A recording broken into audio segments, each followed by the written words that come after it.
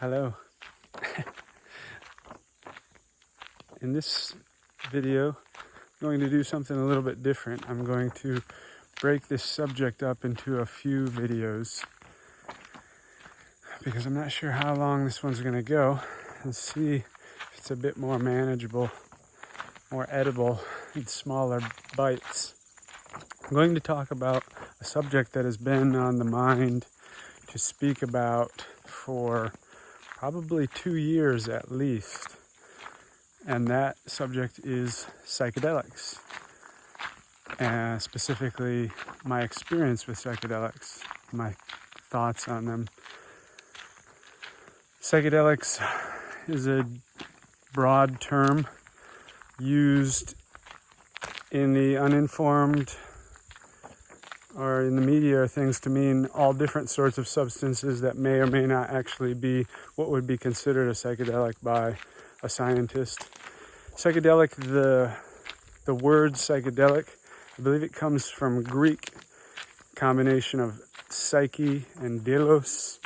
Psyche being like the mind, psyche, and delos mean to like make clear or manifest. So to my understanding, it's a term that was created in the 50s when people like Aldous Huxley were exploring psychedelics, and it was used to describe what they felt happened when they ingested one of these substances, which is that it shared the contents of the mind, or opened the mind up, things of that nature. So this subject, there's a lot to this potential to discuss. It's the first time, I believe, that I've had an outline. I want to just make sure that I touch on all the different parts, because there's many positives, and there's also, some potentials for concern, things like that. So to start with, I'll share an initial warning, and that is that psychedelics, are they what we have been led to believe from the stories when I was growing up? I don't remember hearing much about them, but I do remember hearing stories about someone, this vague person who had LSD or something like that, and they subsequently lived the rest of their life always having these quote-unquote flashbacks, and, or some people, their mind melted and they went to mental institutions, or they jumped off, they thought they could fly and they jumped off buildings or things like that. If you've heard those sorts of stories, chances are that those are false, and potentially even intentional lies by whomever, because there was fear of these substances. And so either unintentionally or intentionally, there was untruth spread about them. That being said, they most certainly have potential dangers and things to be aware of.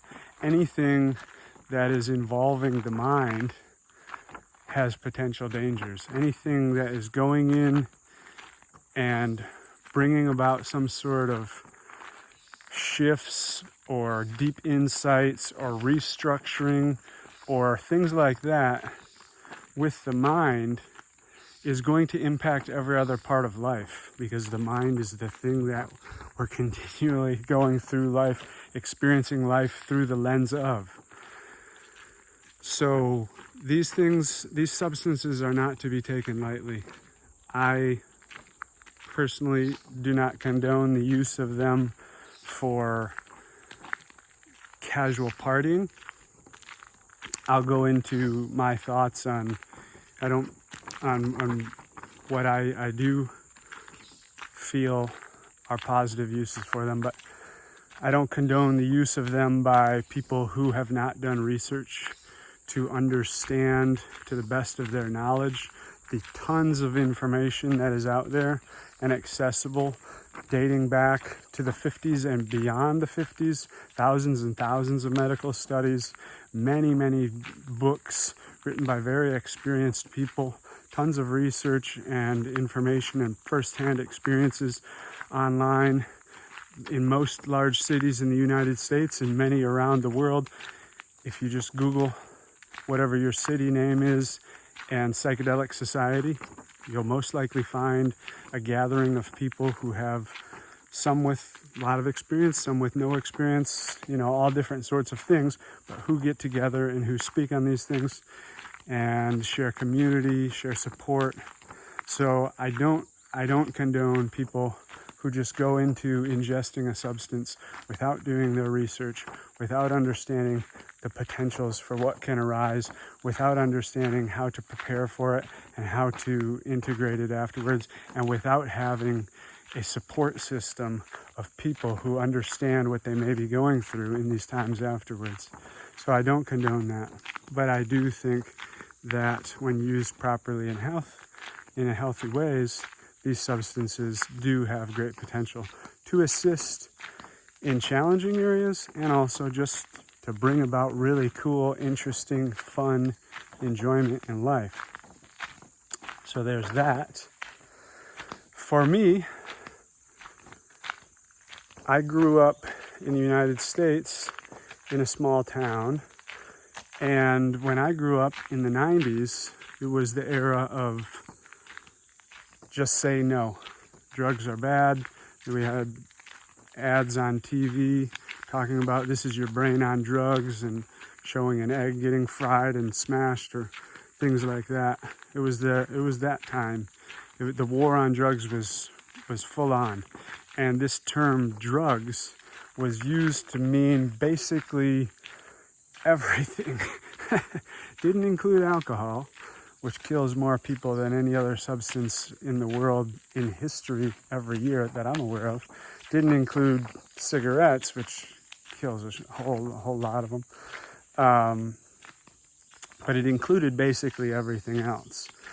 And so that's just the way that I grew up, thinking drugs are bad. Whatever a substance that you're taking that isn't alcohol or cigarettes, it's probably bad. And it's probably going to ruin your life. You're probably going to be addicted to it, that sort of thing. Subsequently, I was in the Marine Corps for 10 years. And so there it's a zero drug policy. We would be drug tested. And so again, I viewed this very clearly, black and white. Drugs are bad. And if you are one of those people who utilizes them, especially in the Marine Corps, it's like, just kind of view those people in a negative way. Worse than not smart, it's not a nice way when we would think of those sorts of people. We would hear, just change the whole perception of who that person was, or they did drugs. Ooh. So that was where I was coming from.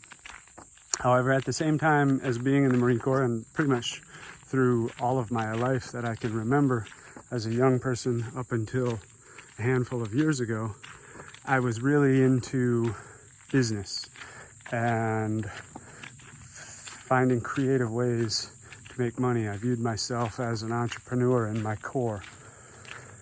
And so I was doing different things like that throughout, and I was drawn to those sorts of people. And so in the later parts of my career in the Marine Corps, around probably 2013 maybe, is when I first connected with a man named Tim Ferriss, last name Ferriss. He's an author who wrote The 4-Hour Workweek, and he also has a podcast named The Tim Ferriss Show, where he interviews all sorts of really interesting people who from all different venues, all different walks of life, but who are really at the top of their game as far as mastery, whether they're a chess player or a business person or a musician or someone in the medical field. They're creative, successful, positive people, and he deconstructs